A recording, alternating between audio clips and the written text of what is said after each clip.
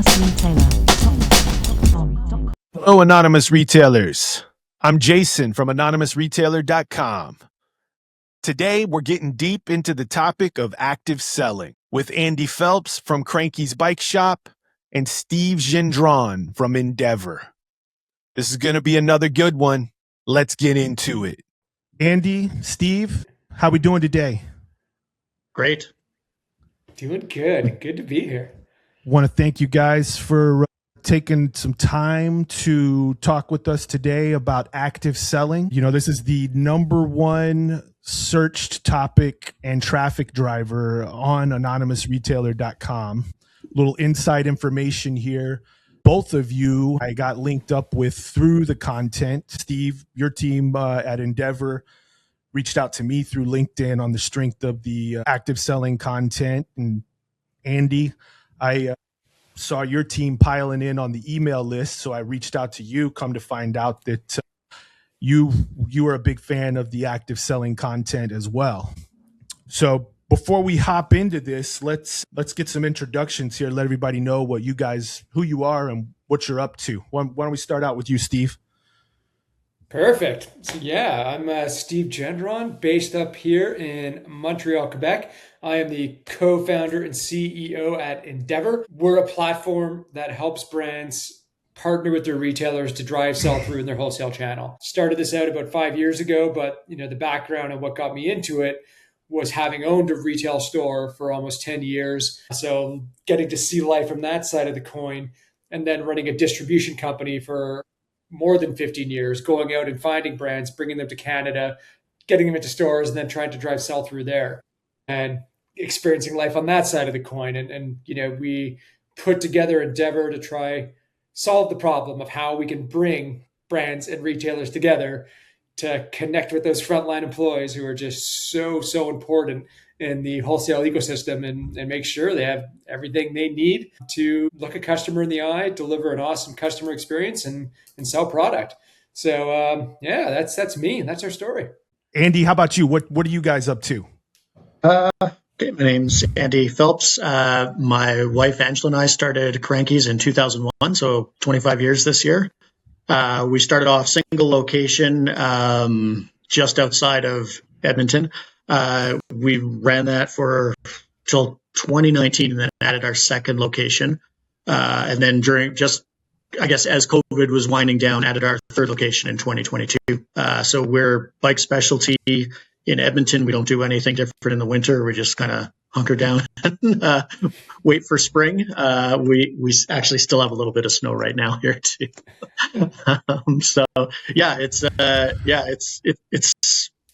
It's been a great 25 years. Looking forward to a bunch more great years. So real quick, just for clarification, you're in Edmonton, Alberta, Canada. Yep. Correct. Okay. So shout out to Canada. We've got a very big Canadian following. So thanks for stepping up and representing Canada with us today, guys. Love it. I guess we're loving the content. So, it's funny because I get a lot of questions that come to me through LinkedIn. There's no way to contact me through the blog. I keep it that way because I don't want a bunch of spam rolling through me. You can leave a comment on a blog post if you want, but there's no email. There's no way to actually contact me through the blog because it's just out there living as a blog. It's not meant to be a engagement piece. If you want to read it, if you want to watch the podcast, you're more than welcome to, but there's no way to contact me. But some people find their way to me through LinkedIn.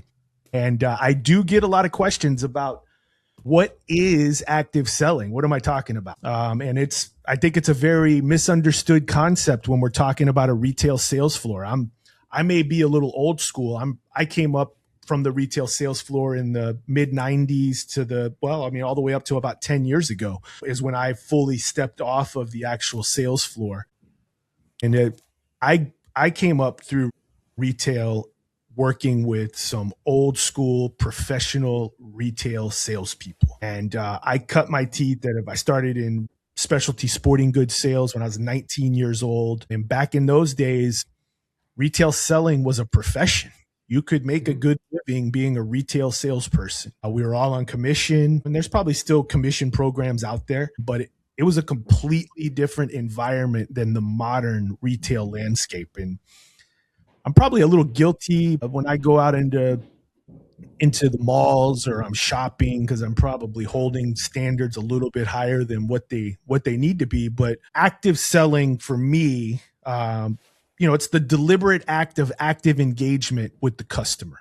And when we talk about active selling versus passive selling, Costco is passive selling. Starbucks, not necessarily retail, but it's a great example. Starbucks is passive selling. I walk up to the counter, I tell them I want my mocha latte, they make it for me, and I'm on my way. Active selling is about engagement. It's about the greeting. It's about the uncovering. It's not pursuit. It's about understanding. It's about service. And I think that's where a lot of the wires get crossed is in the modern era, we have confused selling with being pushy and not selling as service. So let me open that up to you guys. Steve, go first. What's your thoughts about that? I think it's spot on, right? You nailed it. There's selling and there's order taking. And I think as a consumer, which we all are as well, in addition to what our day jobs are, you feel it, you know it in your first 30 seconds when you walk into a store. Like if that associate's coming up to you and they're curious and they're asking you questions and, they're actively interested in trying to make sure you have a great experience, that's selling. And, and the other side of it, and you're spot on, is just waiting for me to tell you what I came in to get and getting me that product. And that's calling it a day, right? And that is just pure order taking. So yeah, you see it out there. I mean, there's a real difference between these two. So what's that look like in your store, Andy? Your stores? I mean, it's just staff engagement. And you can tell when you go into a store and it's like, if everybody's busy and they kind of give you the head nod and everything's fine, and they come in and check on you and start conversations with you. Like when you go into places and you can hear staff actually interested in what the customer has to say. They're open, they're trying to find out more information about the customer so that they can help guide them to products that are going to be better for them. And I agree with you. There is kind of this, it has kind of gotten to this point where it's like selling. Sometimes it feels like we're selling things that are good for health, like getting people outside. We're not selling cigarettes here. We shouldn't be afraid to sell what we've got. But it definitely kind of feels like there's a little bit of it's kind of icky to sell people stuff, but it's so I look at it more as we're trying to take care of the customer. We're trying to solve their problems. And part of that is recommending products that work for them. It's not all about that, but that is a huge part of what we do in the stores. And nobody should be afraid of that. It's gotten a little cringy. Yeah. It's gotten cringy, but I really don't think it should be. I've told this story a million times of, going to buy a new bike a couple years back and, ended up leaving the shop with way more stuff than I, wanted to buy that day.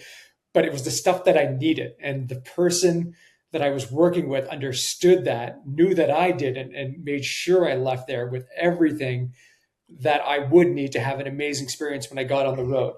And that wouldn't happen in a passive selling environment. If I just went in to buy a bike and they sold me a bike and walked out the door, and I would not have had the same experience an hour later, right? When I tried to go for a ride. So I get it, how maybe there's that, irkiness to it, but it is so critical for the customer to have a great experience, for the store to succeed, for all the brands in the store to succeed. It's so critical. So we definitely got to overcome that fear of the ickiness.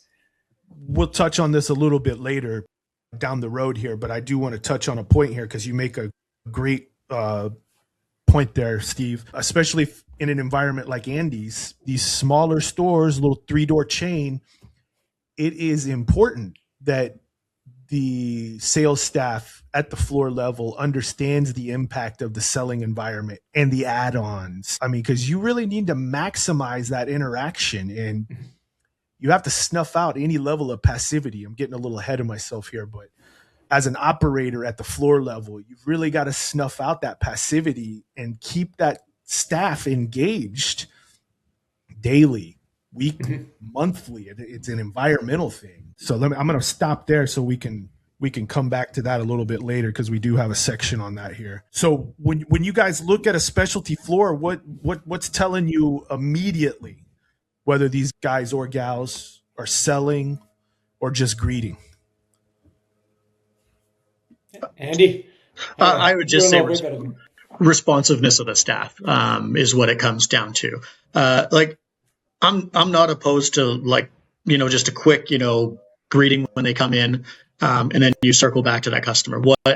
When I go to a store and it's, what brings you in? I'm just looking, everybody kind of goes through the script, and I'm not 100% opposed to that. Just because it kind of sets people at ease in the first, little bit that they're in the store. But it's how you go back to that customer after I would expect the staff to always go back to that customer. You don't tell the customer like, oh, come see me if you want something and I'll help you. That's pure order taking right there. That drives me insane when I hear it. But circling back to that customer, it's like, I could see that you're spending a bunch of time by hydration. And then it's like, where you're riding, like then you start just asking questions. Like you just use that as a topic and start talking and kind of probing to figure out what the customer's history is, what they're into. Like my favorite is always asking them like, what kind of bike are you riding right now? Because you'll get a bunch, like just such a wide variety of like answers to that question. And, if somebody goes into like this crazy detail about stuff, they're really into it. And then you can kind of approach it a little bit differently rather than like, I don't have a bike, or I have like this, basic mountain bike that I bought 10 years ago. That really kind of helps you kind of set the tone for the next questions to ask the customer. That is the easiest gateway. Let them get in, let them breathe, let them settle in on the floor, reapproach. What kind of bike you riding? What kind of miles you putting in every week?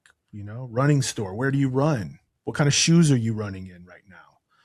Second episode we had with Matt Powell, let the customer reveal themselves to you.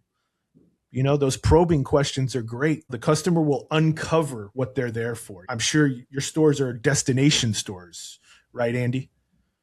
For sure. You're not or anything, so they have to get in their car and drive to your store. They're there for a reason. Yeah, two of the locations. They're in like a shopping district, but yeah, they're coming in. They're not just happen to walk by, and that happens every once in a while. But that's not a reason not to engage with the customer. We're beside a place that issues like driver's licenses, so every once in a while you'll have a dad come in, and it's like, oh, I'm just looking. My son's taking a driving class, and it's like, oh, okay, do you ride? Like you can like right off the bat. That doesn't mean like don't interact with this customer. That means start asking him questions. They're in the store for a reason. Even if they think they're just killing time, there's obviously some sort of interest there. That's why they came in. Yeah. I think that there's a lot to be said for the customer with the impression that it leaves on the customer with the lack of acknowledgement. Yeah. I think that greeting is worth its weight in gold. Just a, hey, how you doing? That'll open a lot of doors. I was on with a retailer recently this week, and they were talking about how this is just so key to the training they do. Is just no matter like what you're doing on the floor, like when a customer walks in, you don't need to jump on them and be all over them for the next 10 minutes and shadow them, but you got to connect with them. You just got to say hi to them. You got to welcome them. You got to do whatever just to, make sure they're recognized when they come in here. Because it is step one, have a plan to come back. Well, talk about all the strategy, but just make them feel at home. Make sure, you see them. Yeah. Yeah, if you don't do that right off the bat, you've kind of dug yourself into a little bit of hole that you're going to have to dig out of later. Mm-hmm. One of my great friends and great mentors is a long-term sales rep in our business. He says, you got to keep it frictionless, make it easy. When that greeting is off balance and it's missed, it just creates a friction point, that cringy feeling again. Totally. So let's flip over to the passivity side. All right. So is the passive selling problem in specialty retail you think it's getting any better, or you think it's getting worse? Andy, I definitely would think you're probably better positioned to answer this than me, but my gut tells me, unfortunately, it's probably leaning towards worse, just maybe due to the fact that, turnover is high and training time is short. It didn't really speak to just before, but, I think one of the big icebreakers and just icebreakers for, the associates to be in a position to engage is having confidence and, having the confidence to be able to talk to a customer and know that they know their stuff. And, I just, in general, I find maybe that is going down a little bit, just because there's perhaps less time being allocated to training. And, you combine that with the higher turnover and I think it is, unfortunately, we're perhaps seeing more and more of it these days. But Andy, what are you seeing? Yeah, I mean, I would say COVID really changed our industry. Like active selling was something that was very much a part of what we did like day in and day out before that. And then you hit COVID and it was like you had one customer per staff member in the store only. And it was kind of like, I want to buy a bike, and the staff member would be like, here's what we have. Which one would you like? And that was like, it was just pure order taking for 2 years. And the only determinant of success was just how much stuff you could buy. And that really kind of made it difficult. Like it changed a lot of people's behaviors. Like a lot of salespeople on the floor, it changed a lot of their behaviors. And we kind of trying to come out of COVID, it was hard to kind of get people into that mindset again. We're like serving the customer, finding out what they need. It's not just going to be, I need a bike, here's our bike, that's it. So that's been really challenging and there's been high turnover in our industry. People that started during COVID maybe just don't like how much more involved you have to be in active selling now, and they've moved on. So it is definitely, that created a little bit of a hiccup for us. And I think that it has gone away because of that.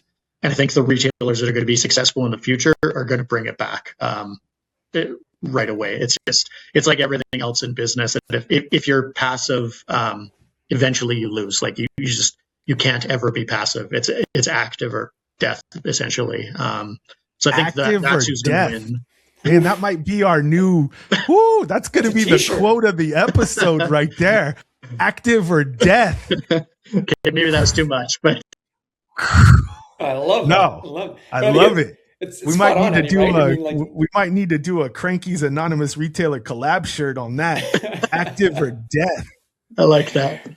Yeah, we're running with that. It's so spot on. Like, like in specialty retail, like the whole value prop is expert guidance, right? So, like you got to make sure that it does come back. And look, I said maybe it's kind of on the decline. I think you agreed with me, but I think people are figuring it out. And I don't think it's magic. It is about putting the right structure in place and having accountability. And, from where we sit, it's really about like brands actually showing up as partners in the associates development and not just as vendors trying to push product through. It's about some collaboration opportunities and working together, brand, retailer associate, to make sure the right structure and systems are in place to equip those individuals on the store floor with the confidence and the motivation to be active sellers, shift in and shift out. Something that I always think about and I haven't really framed it up correctly in the content, but active selling is energy, on the floor level. It's height, and it's not like cheese ball hype. I'm just, and the customer is attracted to that. If you can be a source of what we call informational pressure, this isn't cheese ball used car salesman tactics. This isn't pushiness. This is selling pressure, but it's a different type of selling pressure in the form of information. And if you can become the informational source, you are going to attract customers to you through that knowledge. A lot of active selling is rooted in knowledge. It's just not sales floor tactics. It's also product knowledge. Just, I imagine this is very prevalent in your space. Selling a bike's no joke. Some of these specialty areas. I was in.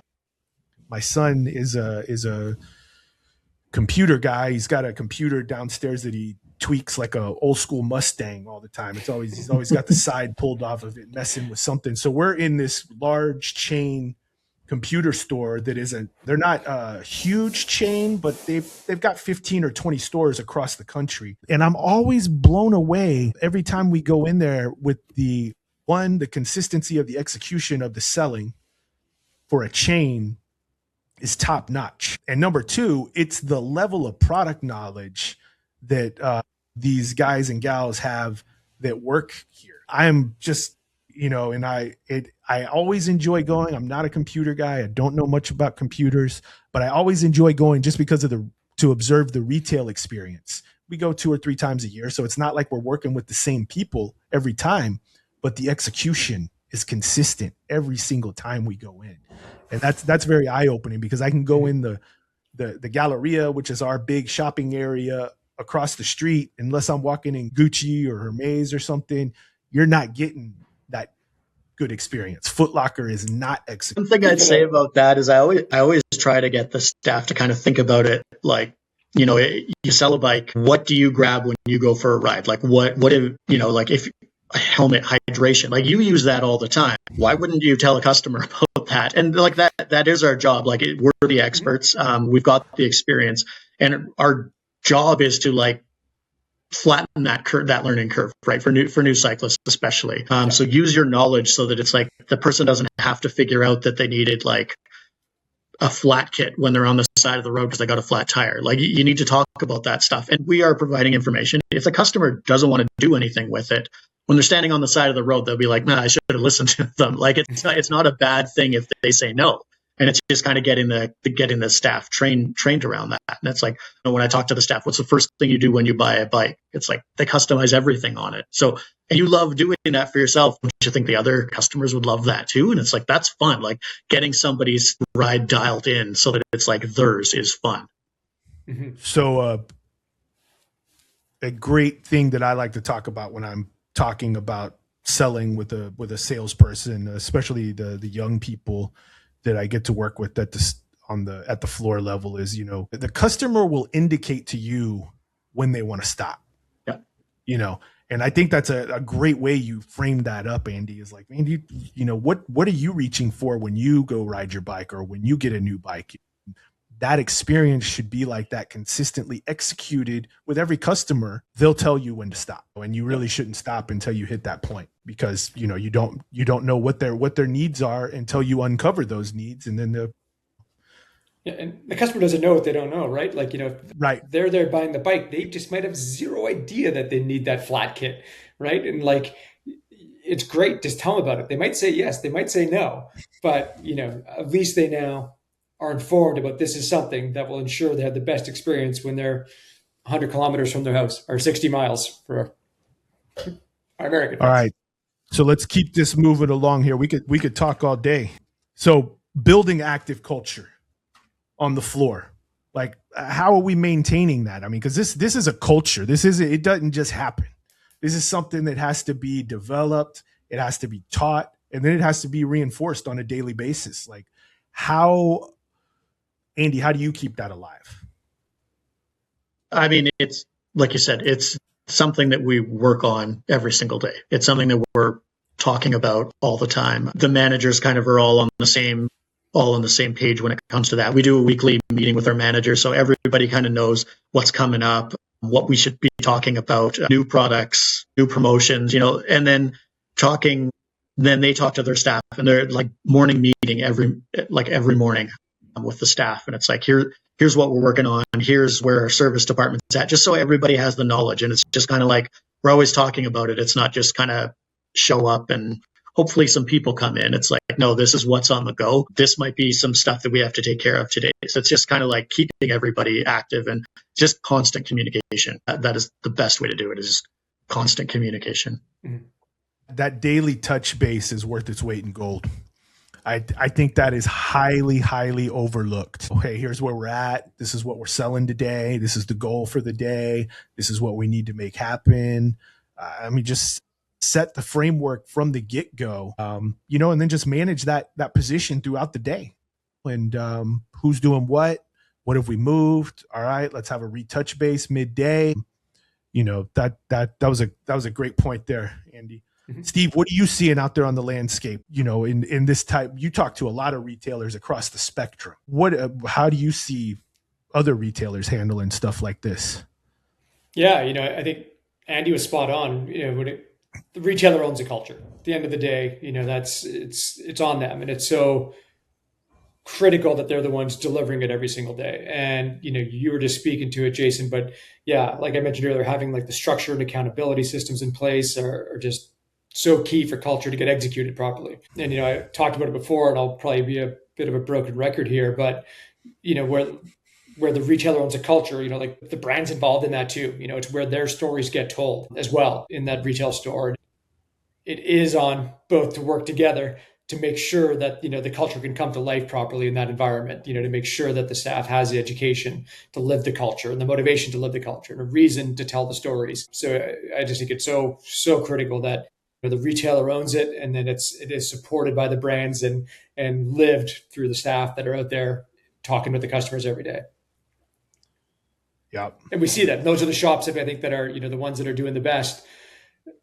They have that, and they feel it, and they live that every day. And they have brands that are supporting them every day, and don't just look at those stores as like distribution endpoints, but really as a place where their products are going to get discovered and where their stories are going to get told. And, they're investing in like supercharging the culture in these great specialty shops. You touched on it right there, and you dropped it in there. You can feel it as soon as you walk into the store. Mm-hmm. Like, oh, this is going to be a different experience. Yeah. It's and I hate to use a cheesy slogan, but it's a vibe. Definitely. Totally. It's a vibe. And we've all felt it, right? Like, we're all consumers. Yeah. And you touched on it with your computer store. Like, when you're getting, like, when you walk into a store and there's an awesome culture and the staff is excited and they know their stuff, like, you feel it, it right away. Like, there's no hiding it. It's just there. And it's powerful. It's really powerful. Yeah. Yeah. All right. So here we go. We're going to move over to the brand side, the vendors. Steve, you'll probably have some good information here on this, because you work both sides of the fence here. You're working with the brand side and you're working with retailers. So what do you think the brands get wrong about how they show up at the floor level? Right. In terms of this active selling environment? Sure. This is, and I bring it back to my days running the agency, when I had that business before starting this one. And, I've told this story a million times as well, where, like, you getting the purchase orders from a retailer is step one, but it really doesn't mean anything unless the product sells through. That is why, from like me running my agency, I would be on the road and be visiting stores and doing clinics and trying to run incentives and trying to build relationships with staff. Like, that is so critical. And also, with what we do at ENDVR, we built a platform to help support that and amplify it. But you still can't be a rep getting into a store and getting FaceTime in with a retailer. But where I think brands might get it wrong is just confusing that kind of distribution with activation. Because yes, getting your product in the door is just the start of the job. And, what you do after that is really the most critical part, because, when a product just sits there, doesn't, you might not get as big an order next year, or might not get any order at all, is the reality of it, right? So it is just so, so critical that brands look at it through the lens of, me getting my product in was just job one. Now the work begins. Now I need to work with my partners to make sure that they have customers walking into their store, that they have staff that know this product, they know our story, they're ready to tell it, because that is what ultimately is going to make the biggest difference here. That's where that frictionless environment starts.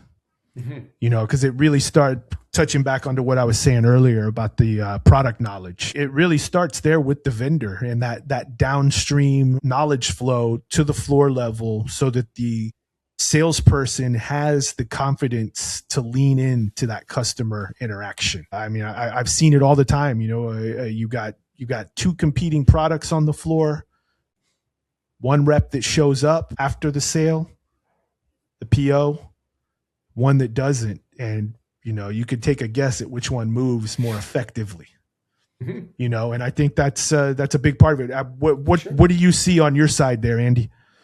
Well, I mean, what we're talking about is essentially your sales rep being an active salesperson, not a passive salesperson. And there are a ton that, like you said, the getting the PO isn't step one. That's the last step, is getting the PO. And, I had a pretty cynical conversation with another shop owner about some brands where it's just like, I'm going to get that PO.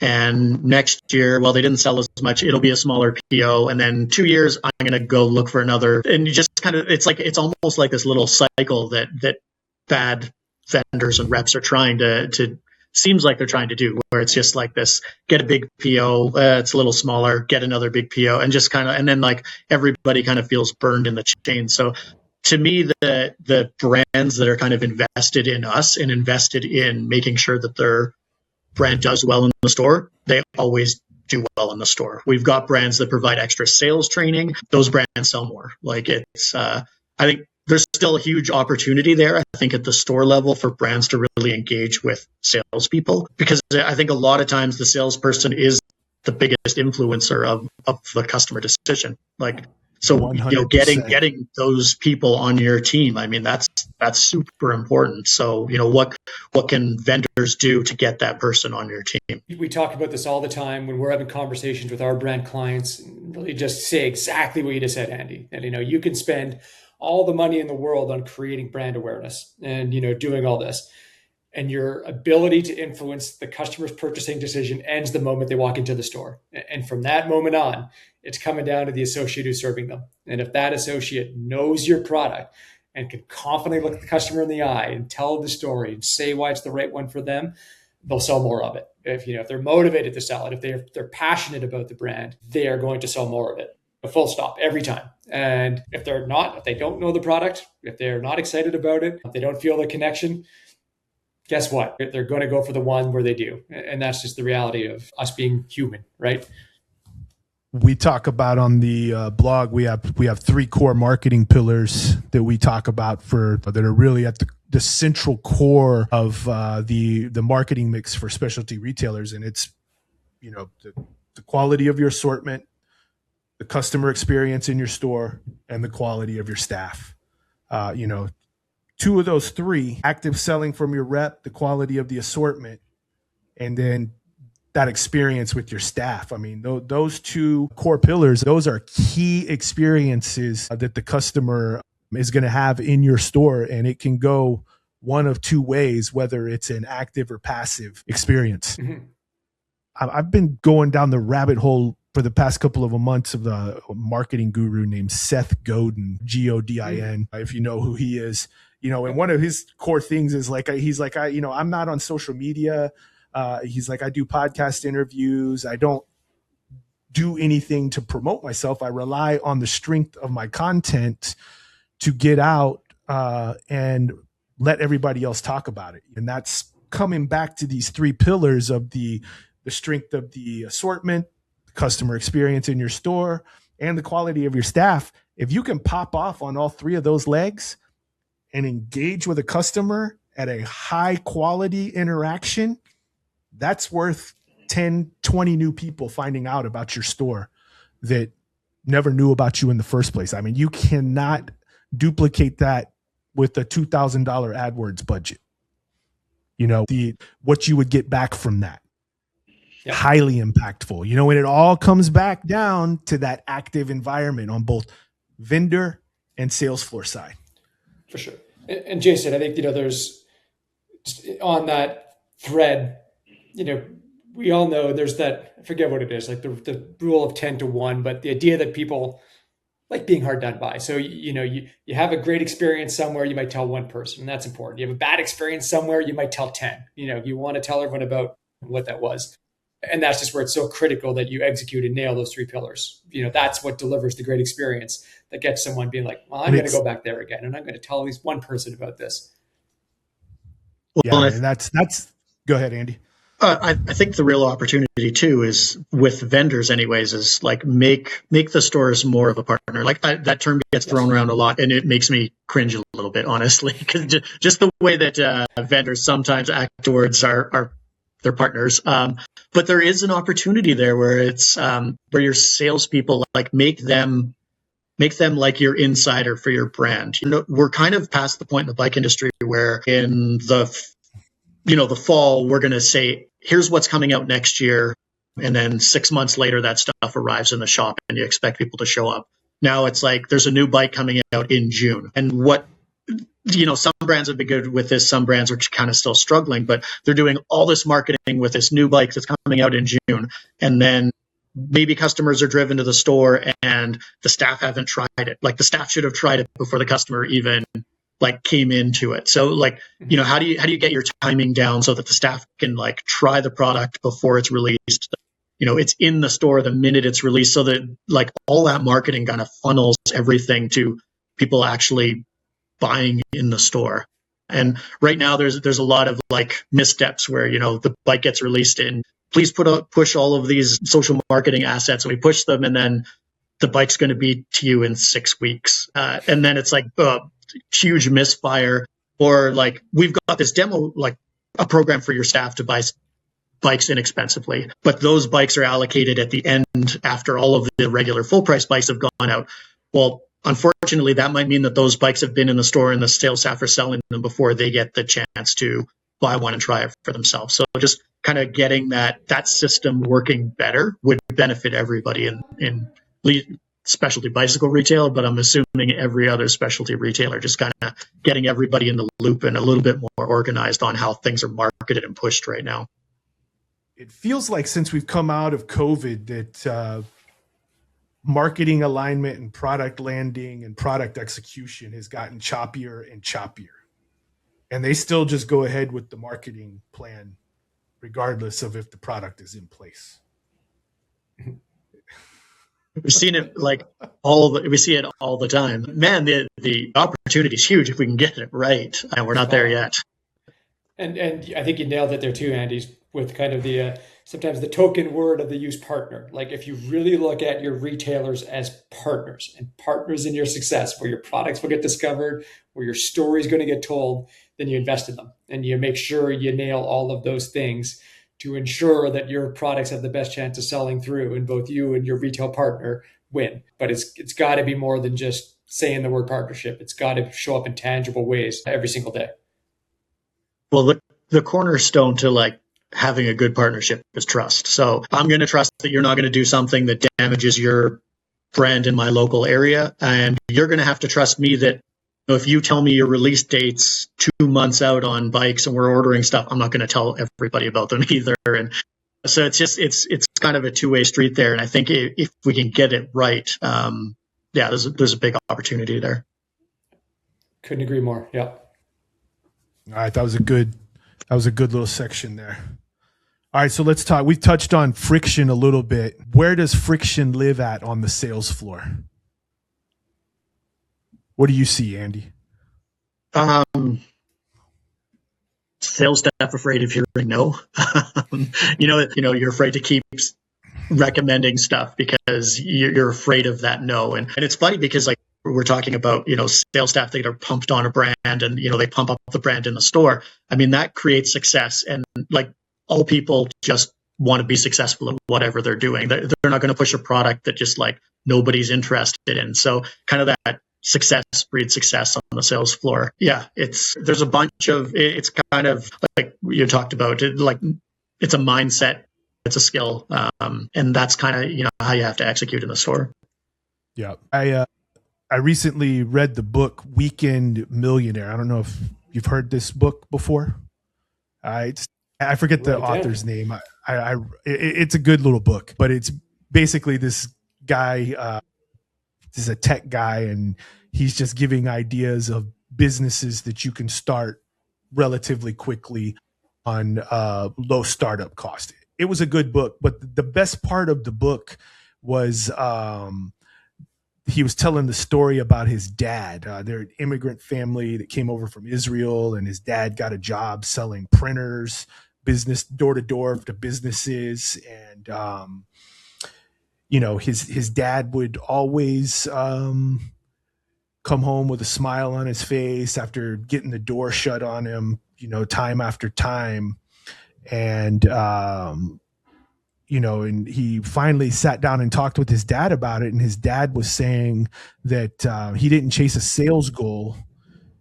He chased a rejection goal every day, because he knew that if he got rejected 10 times, one person was buying. And I've been teaching people how to sell for the better part of 30 years.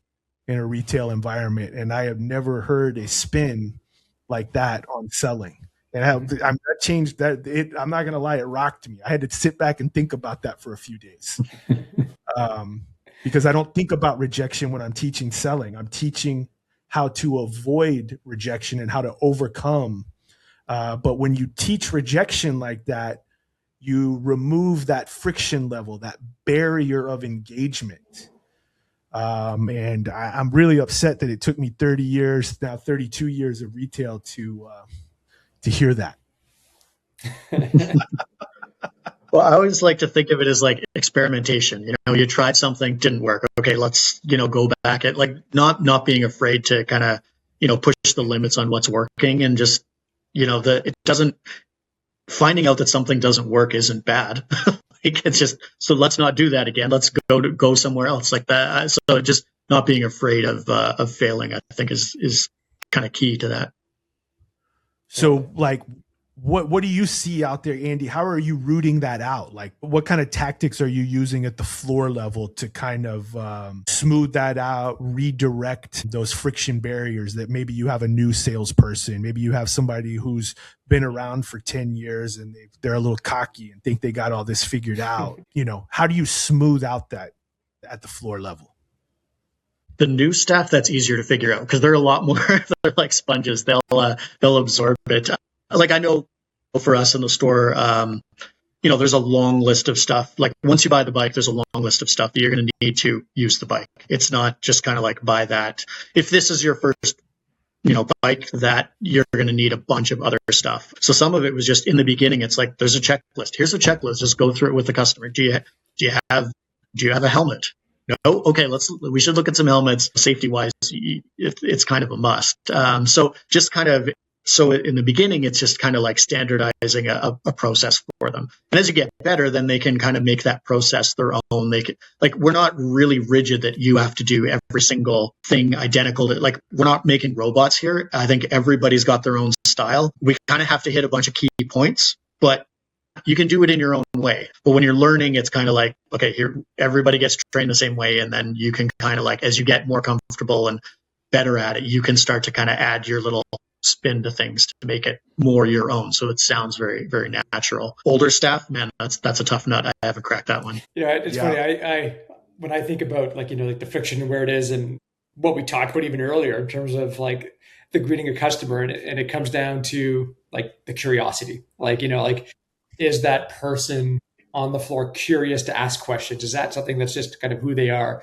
Because you can train the skills, you can teach people like the product information and make sure they have all the right tools, but like, are they good? Are they curious? Are they genuinely interested in helping and asking the right questions for that person who came in for a bike? Does that person want to go for a casual ride on a Sunday afternoon, or are they hoping to win the Tour de France next year? Like, okay, your journey through the store is going to look a little bit different depending on what that answer is and what products you might need for your experience. And it's like having that curiosity supported with the product knowledge, I think is what, cuts the friction and gets rid of it.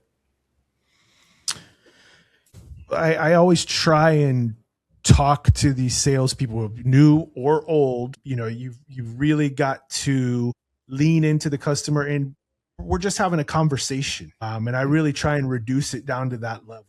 If somebody walked into my house, I would have a conversation with them. Mm-hmm. You have to look at your floor that same way, even though you've got a lot of foot traffic coming and going. We're just having a conversation with the customer. It may not lead to anything, but at least you are being acknowledged as identifying the customer. They know you're there if they need your help, and you've set that customer experience off on the right foot.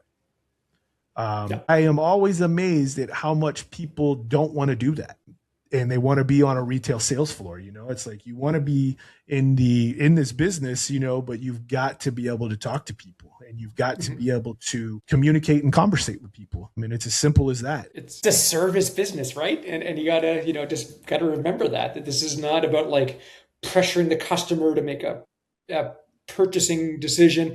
It is about serving them and making sure you're guiding them towards the products that they need. They're there to serve the customer who's decided to hop in their car, drive to your store, figure out what is the right product for them. And so they it is so critical that they're set up to do that and do it properly. Yeah, and I think So it's sorry. Nope, go ahead, boy. It's kind of what Steve was saying earlier. It's like you want the staff to be interested in the customer, and because I think that's a more unique experience nowadays than it used to be. Like you talk about going to Costco. Nobody at Costco cares about what they're just restocking the shelves and you grab the stuff and we ring it through. That's the transaction there. So going into a place where they're actually interested in what you want to do and like having a conversation. And I mean, some people are actually probably at the point now where they're maybe uncomfortable with that much interest put on them. But I think that is kind of what specialty retail does offer. Agreed. Yeah, agreed. We got to lower that friction barrier to open it up again, and get people back into the stores. The landscape has changed so much. I'm having another conversation about another retail situation we have going on, and I'm conversating about what it takes to get people back into the stores. And I actually read a really good article. What are we, Friday, Wednesday? They're starting to see a resurgence of people coming out and shopping. They don't want to wait on product. They want to get out into the stores. And I'm really hoping that pivot, we start to see more of what we're talking about here coming back into the fold. Yep. And I read an article not that long ago. I can never remember Gen Z. I don't know who's what, but it was talking about the younger demographic and how they love getting back into malls and they love getting into stores. And it is something, it's become this social thing that they all do together again, maybe like it was when I was a teenager. It's so cool to see because it is great to get out and discover new products and new cool things out there. So we've kind of talked about a myriad of different tactics. So what are we feeling that the most effective tactics that are working today? I'm a big fan of the daily touch base that we were talking about and the touch base throughout the day. I have a very good friend of mine that worked for me when I had my store, and I still chastise him about this to this day. We were in the skateboard business. And if you've hung around skateboard shops, it's kind of almost a barbershop environment, but it's still a business. And we had to make it abundantly clear real quick. It's still a business. If you're going to work here, it's still a business. And, he had to learn early on, we check in every day. We touch base before the store opens. Here's what we're selling today. We're running low on these bearings, sell these bearings. We're out of 53 millimeter wheels. We got 52s and 50s. We're out of Silver Thunder trucks. We have raw indies, just things like that. And then updates throughout the day. Very simple, but it sets the day out on the right foot. What kind of things like that work for you, Andy? I think you nailed it there with the morning meeting and just kind of keeping that information flowing, because you're not always going to have all the products that you want to have when you need to have them. So keeping the staff updated so that they don't hit this big wall where it's like they've maybe gotten too far down the sales process and you don't have the size that the customer needs in that bike. We can't get one for 2 months. So it's just kind of that kind of stuff doesn't seem like it's huge in the morning, but throughout the day, your staff are like, oh, like maybe you really want that bike. It's not available in your size. Let's find something else. So instead of like hitting that wall really hard, you can kind of move through, be a little bit more adaptive in your sales process, and just getting the staff to understand that, selling is helping people.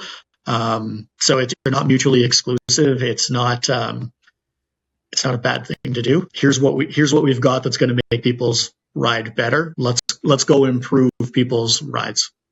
Mm-hmm. So let's talk about a little bit more of an abstract part of active selling that you kind of touched on there, Andy. I appreciate you bringing it up because it was in my notes here, but I glazed right over it.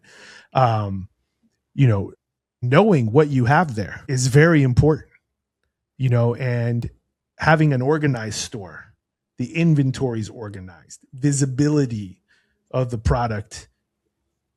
All of these things, well merchandised store, was it recovered from the night before well? All of these things that you think don't matter all support active selling. When I keep harping back on my time back when I had my store, but sometimes I would be in there by myself, so I needed to be able to fit snowboard boots, sell a skateboard, talk to somebody about some jeans, all from one position in my store, so store layout, how the staff uses the floor, all of this stuff is preparation for an active environment. And then you have to teach them how to use those skills. And then you have to keep them sharp on a regular basis. That's something that we've always done, is like really focused on floor cleanliness, store organization. It makes it easier for everybody to understand. Also, it makes your product look better, right? Like when stuff's just laying on the ground, it doesn't look like, that's not a top dollar product when you're willing to just lay it on the ground. So that's something that we've always done. I think the challenge is training new staff to understand exactly why things are the way they are in the store and kind of how that feeds, like it all feeds together. The one thing, basically, I'm doing most of the buying right now. The one challenge I'm having is just really like trying to get the information that I know to the floor staff. Because, when we started out, it was just, 3 people on the floor. And if I was interacting with the customer, I bought it, I probably assembled it. So I knew everything about what we had. And it was really easy to pivot from one product to another. But when the staff don't have that level of knowledge, it can kind of create a bunch of friction on the sales floor. So I'm trying to get better at kind of not just getting a PK. You almost have to have like, I explain why it's in the store. We've got a selection of, whatever road bikes. Here's why we brought in these bikes at these price points, so that you guys understand, like when you're talking about the products, it's not just like, here's bike, here's X derailleur, it's carbon, it's aluminum, here's why we have it. So it's just kind of getting that in the training. I don't think we're there yet. I think that's going to be a longer process, but I think when you're there, it's just so much friction on the sales floor is removed. I love that, Andy. And, we the stuff you said earlier, it's about cleanliness and organization. Like that's the table stake stuff, right? That's just having the right structure in place. The meetings, morning meetings and checkpoints you spoke to, Jason, to make sure everyone knows the lay of the land, that day. And I love the comment, Andy, around this is why we brought this product in.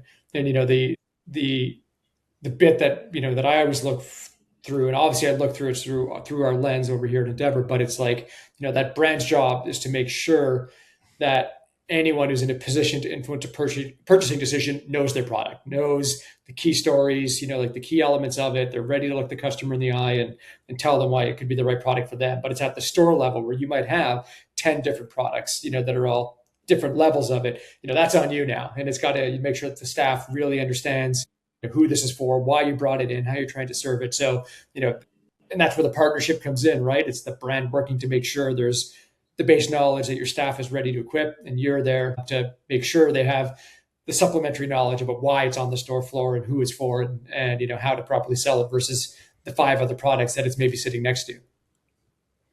Yeah, it's coming back to what you're saying there, Andy, is even at a higher level. So now we've talked about the vendor being active. We've talked about the floor being active. Now we're talking about buying being active, because you want that assortment to look like the customer that's walking in your store.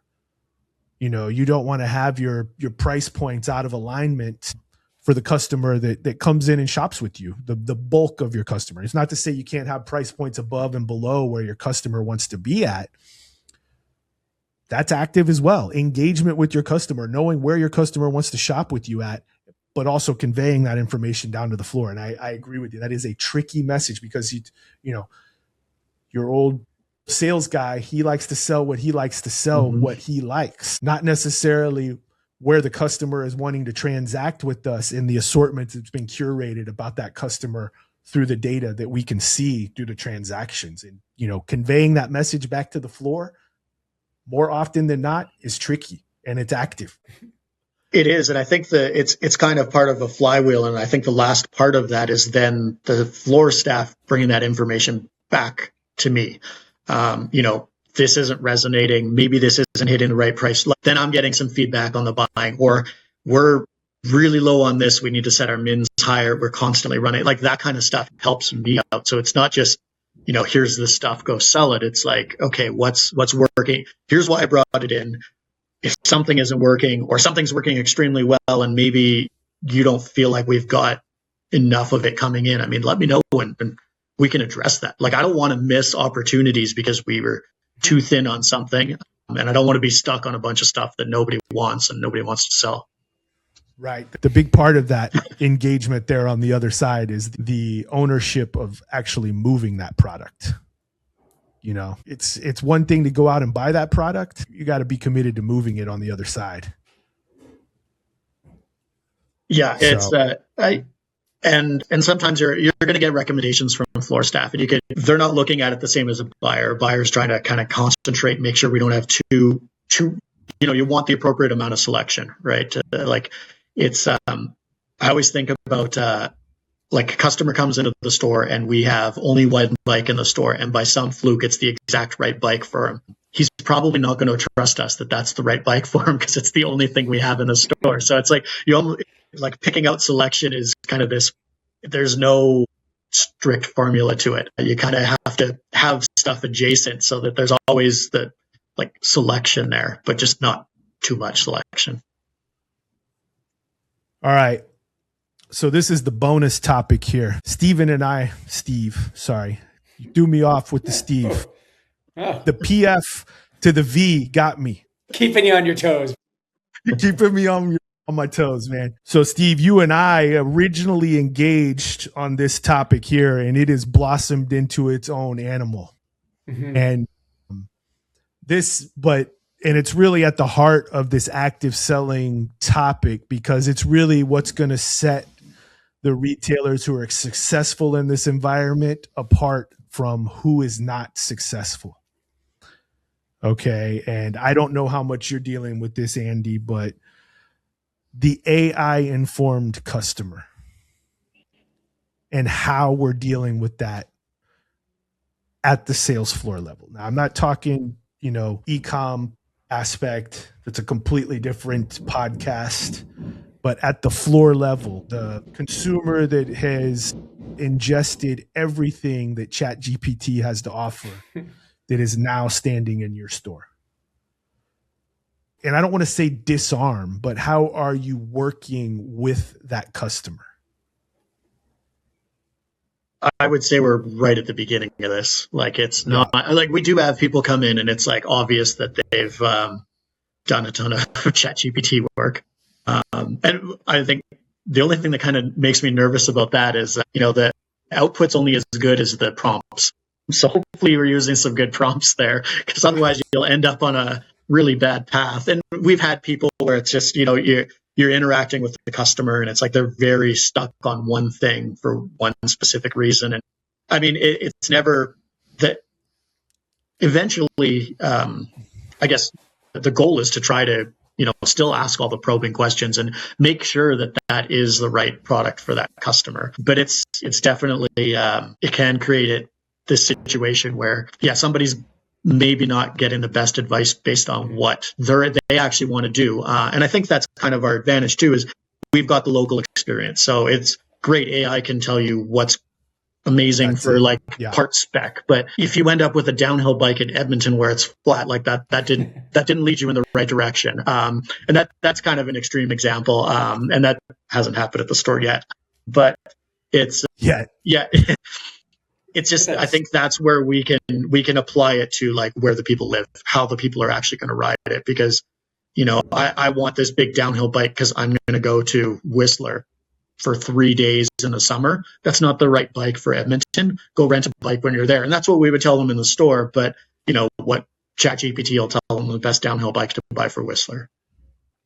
That's 100% accurate. I'm right on board with you. I was having this conversation with a colleague of mine the other day, and it's about intended use. ChatGPT doesn't, Claude, all of these chatbots do not have the nuanced reasoning for intended use, and they don't have the active skill set of intended user at the floor level. And I'm going to make a very crass comparison here.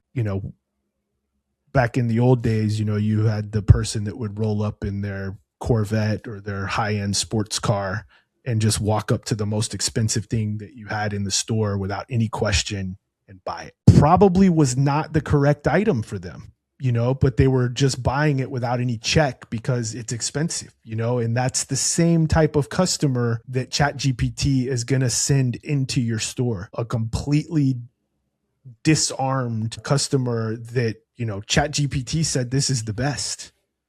I'm buying it, and it takes a different type of skill set to be able to maneuver around that.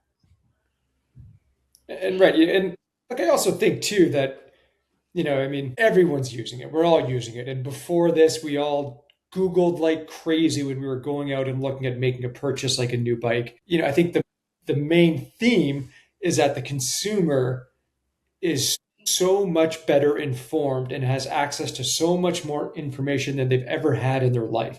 So that by the time they do walk into your store, they've spent hours perhaps researching it and debating and saying, well, I think I've narrowed it down to these 3 bikes. But what is actually the right one for them based on what they are going to be doing, and for 90% of their time, like, that is why they are in your store, to solve that riddle and get that question answered. And that's why they're there, to talk to a human in your store. And that's where the human becomes the store's superpower, because they do know what the conditions are like out in your local area if you're going to be riding local, and what type of bike you would need to have the best experience. Like, they will be able to help get that consumer down from the 3 or 4 things that GPT or whatever tool they use guided them to be like, this is the one for you, and this is the why. And that's about trust and knowing, kind of like, the ability to ask the right questions and have the right context about what they're trying to do. Like, that is something that only a human can deliver. That's 100% accurate as well. Yeah. Yeah. I think Steve hit the nail on the head there. It's like, we provide context, and you're just not going to get that out of any AI. It's the experience just provides the context for how the customer is going to use the bike. Mm-hmm. Yep. All right, fellas. Well, we've blasted through our hour-long barrier here. Andy, you got some more stuff you want to add there, bud? I think we pretty much covered everything. I mean, I think there was a lot of, is this, in your notes, I was looking through it. It's like, is stuff a mindset, or is it a skill, or is it a hiring decision? And it's everything. Like, this is a skill. This is something you can train for, but it's a hiring decision as well. I mean, we've gone through that where we've hired people that maybe knew a lot about bikes, but weren't really outgoing and didn't have that kind of like personality. And it's like, and that person is always going to still resonate with a bunch, like a subsect of customers, but it's not going to hit everybody the same as like a really outgoing, like inquisitive person would.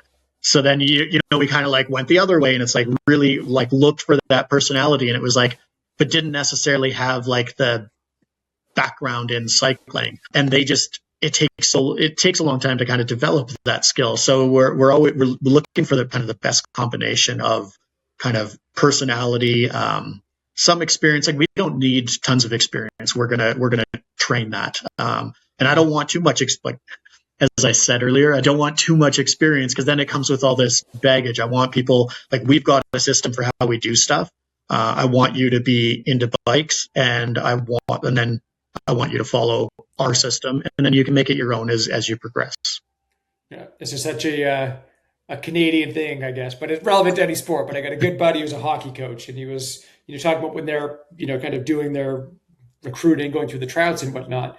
He's like, we just look for the kids that are just so passionate, and they want to get better. And you can see like the energy is like, we'll teach them the skills. That's no problem. Like, that's our job. But, the ones that'll kind of make the team are the ones that really have the drive in them. And I think there's like a similar parallel here. We talked a bit about that a bit earlier, but like, if you can find the people who are curious, who are just, they want to engage with people and learn about them and understand about them, like, you can teach them skills. But that part, that's tough to teach. That's tough to, get people to just to change the way they are. And sometimes it's just it may not be the most informed person on the product who turns out to be the shark on the floor, and it's being able to identify those nuanced skills, openness. Are you assertive on the floor? Are you open to talking to people? Do you handle rejection well? I had back to our rejection goal, I had another sales rep friend of mine that, he's gave me a talk the other day about, the level of rejection that you have to be able to deal with as being a sales rep, and those are some people don't deal well with that, so that's great addition there. The amount of times I was told no as a sales rep when I was trying to sell shoes or do everything, like the list of stores that said no to me was significantly longer than the list of stores that said yes. Maybe this wasn't a good rep though. Yeah. But I don't know any store that has 100% close ratio. So you're going to have to get used to hearing no.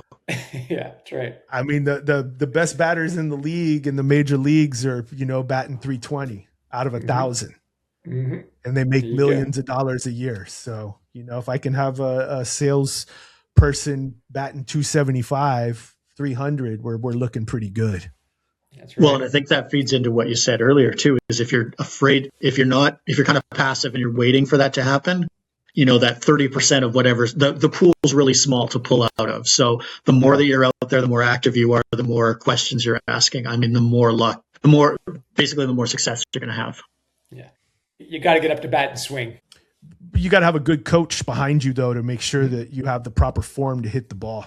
Yeah. Yep. And I think that, at the high level, the structure of all this is just basically having good leadership, having a good environment, a good culture that cultivates this active environment.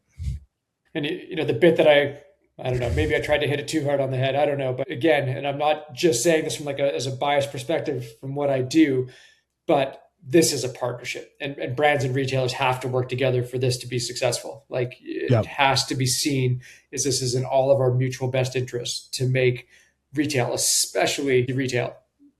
It's a collaborative effort. And if it's a competitive effort and if there's friction between those two, it's not going to help the cause. But if it is collaborative, if they're working together to ensure great experiences are delivered through a retail environment, the industry as a whole goes up. And I firmly, firmly believe that. And I think that's I agree. I think that's a big cultivating effort that we need as a whole industry, because you see it across the board. I'm highly engaged with a lot of people on LinkedIn and some of the topics that are coming across, just about the outdoor retailers folding, we're seeing a lot of skateboard shops closing.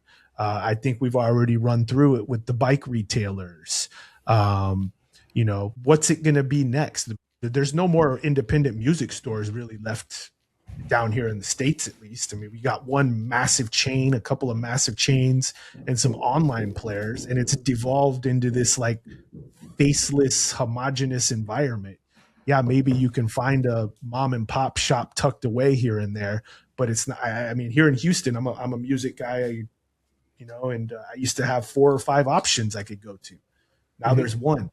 And it's a chain, and they have 5 stores, and they've got 1,000 stores across the country, and they're teetering on bankruptcy every other month. So it's not a good experience, and it's so, and that's the whole purpose behind all of this, is hopefully it stokes some inspiration in everybody. Let's dig in. Let's get back to the roots of what we're all doing this for. Let's have a positive experience that we're putting out there, because we've got to breathe some life back into this, this business that we're all in, because it's getting pretty homogenous out there, and it's getting pretty stale. And don't want to step on anybody's toes, but it's like, it's there for the taking. I think we've illustrated here that there's definitely opportunity out there to re-engage with the customer. We just need to make sure we're pointing it in the right direction and executing on it effectively. 100%. Agreed. Fellas, thank you for your time today. It's been a great one. Thanks for following along with Anonymous Retailer, Andy. I appreciate it. Say thank you to your whole team for me. Shout out to Crankies. Shout out to ENDVR for participating. We'll catch you guys on the next one. Thank you very much. Okay. Thanks, Jason. anonymousretailer.com